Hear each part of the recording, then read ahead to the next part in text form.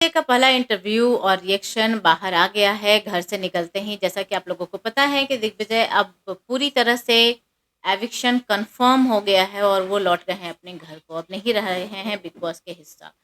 बाहर आते ही दिग्विजय ने क्या बोला, एक जो बिग बॉस का लॉग आउट कर का जो एक इंटरव्यू आता है ना कंटेस्टेंट को, जिसके बारे में अपने दिल की बातें करते हैं, बहुत सारे इमोशन बाहर नज़र आए और उनका जो दर्द था वो मतलब नज़र आ रहा था इस वीडियो के थ्रू कि दिग्विजय क्या फ़ील कर रहे हैं और उन्हें कैसा लग रहा है। किससे मिलने और ना मिलने की बातें करी है दिग्विजय। दिग्विजय ने बताया कि घर में जो रिश्ते हैं वो बहुत ही वहाँ के रिश्ते बस दिखाने के लिए होते हैं, वो है ही नहीं, कहीं से किसी का रिश्ता है नहीं रियल। और ये बात तो मैं भी मानती हूँ कि वहाँ पे रियल बॉन्ड और रिश्ते नहीं हैं, सब अपने आप के लिए खेल रहे हैं और सब अपने आप के लिए ही तैयार कर रहे हैं। कहीं न कहीं कोई और जो एक और बेवकूफ़ बंदा कोई घर में बन रहा है तो वो है करणवीर। जिसे कि करणवीर को उन्होंने बोला भी कि भाई थोड़ा अपना ध्यान रखना, ध्यान से खेलना। अब यहाँ पे दिग्विजय ने बताया है कि जितने भी 11 लोग हैं, जैसा कि आप लोगों को पता है कि अभी 13 लोग हैं घर में, जिसमें कि ये एक बाहर निकल गए हैं और एक्चुअली एडिन और यामिनी भी निकल गए हैं, पर एज़ पर जो दिग्विजय का वोट है, तो उन्होंने बोला है कि वोट आउट के बाद जब बाहर निकले हैं, तो दिग्विजय ने बोला है कि मैं जो घर में 11 लोग हैं, मैं किसी से मिलना नहीं चाहूँगा। और कहीं न कहीं उन्होंने बताया कि मैं सिर्फ़ चूम एंड करण से मिलना चाहूँगा। चाहत की चर्चे भी किए बाद में और उन्होंने बताया कि भाई बहुत ही मुश्किल है वहाँ पे, मतलब जिस तरह से टारगेट किया जाता है, जिस तरह से चीज़ें होती है, वो आपके खिलाफ़ हो जाती हैं। तो उन्होंने साथ ही साथ ये बताया कि जो मैंने 48 दिन जो अपने ज़िंदगी का निकाले हैं, वो बहुत ही ख़राब था। बहुत ही मेरे लाइफ़ का बहुत ही लो फ़ेज़ था वो। और उन्होंने बोला है कि चुम एंड करण बहुत अच्छे हैं। मैं कहीं न कहीं चुम से बहुत ज़्यादा क्लोज़ हो गया था। बहुत बहुत तरह के, और सही बात है कि घर में उन लोग का दोस्ती यारी समझ में आता था। एक बॉन्ड जो था वो नज़र आता था। साथ ही साथ उन्होंने बताया कि करणवीर के साथ बहुत ही अच्छा बॉन्ड बन गया था एक, क्योंकि हम बहुत ज़्यादा टाइम बैठकर बातें करते रहते थे। सोचो ये चीज़ों को बिग बॉस ने कभी दिखाया तक नहीं। बिग बॉस तो हमें ऐसा दिखाते थे कि अब करण से उनका कुछ नहीं है, बात भी नहीं होता है, साथ में बैठता भी नहीं है। मतलब करण एक्चुअली बिग बॉस को ना यही दिखाना था।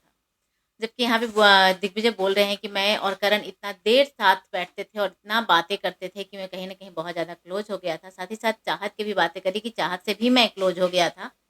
और उन्होंने बताया कि रजत के बारे में बताया कि जब मैं गया था तो मुझे बहुत अपनापन-सा लगा था कि चलो एक बंदा है, जो मतलब हमारे ही साइड से है और हमारे ही टाइप का है। पर वहाँ जाने के बाद मुझे ऐसा फ़ील हुआ और मुझे ये जो लगा कि नहीं, कहीं न कहीं मुझे धोखा मिल रहा है। तो इन बातों से मैं दूर हो गया, पर आज भी रजत के लिए उनके दिल में सॉफ्ट कॉर्नर है, जो दिग्विजय ने बताया कि आज भी एक सॉफ्ट कॉर्नर है रजत के लिए। साथ ही साथ मेकर्स का जो एक चाल दिखा ना, वो ये था कि मेकर्स ने कहीं न कहीं बुलवाया है दिग्विजय का, कि भाई बता दो हमारे शो का विनर क्या है। और उन्होंने विवियन का नाम लिया है। विवियन का नाम लेते ही उन्होंने एक टोंट वे में विवियन का नाम लिया है, कि भाई शो का तो विनर विवियन ही होगा, क्योंकि वो कलर्स का लाडला है।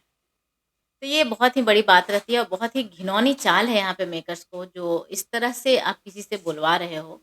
जबकि मतलब दिख रहा है कि भाई बंदा बोल नहीं रहा है, उसे बुलवाया गया है, पर वो बहुत तेज़ है। दिग्विजय ऐसे सिंपली नहीं जाने देगा, उन बातों को ट्विस्ट तो करेगा ही करेगा, जो कोई उन्होंने किया। और जो दिग्विजय का एक्सप्रेशन था, जो चीज़ें आ रही थी बाहर, उससे मतलब क्लियर कट उनका जो होता है ना, एक दर्द छलक रहा था उन चीज़ों में। साथ ही साथ कशिश को लेकर उन्होंने बताया कि मैं जब एंट्री कर रहा था वाइल्ड कार्ड, उस समय ही मेरे साथ कुछ वाइल्ड एंट्री हुई थी। इट मीन्स कि जो मेरा पास्ट जिससे जुड़ा हुआ था, जो इतना गंदा था, तो मुझे वहाँ ही फ़ील हो गया था कि कुछ ना कुछ तो गलत ही हो रहा है मेरे साथ, और लास्टली तक गलत ही हुआ। चलिए, आपको क्या लगता है ये सारी बातें जो दिग्विजय ने बोली है, आपका क्या राय है इन पे? अपना राय ज़रूर बताइएगा। Thank you so much everyone. देखते रहिए टेली चर्चा 28। मेरे चैनल को सब्सक्राइब कीजिए, वीडियो को लाइक, कमेंट, शेयर ज़रूर कीजिए।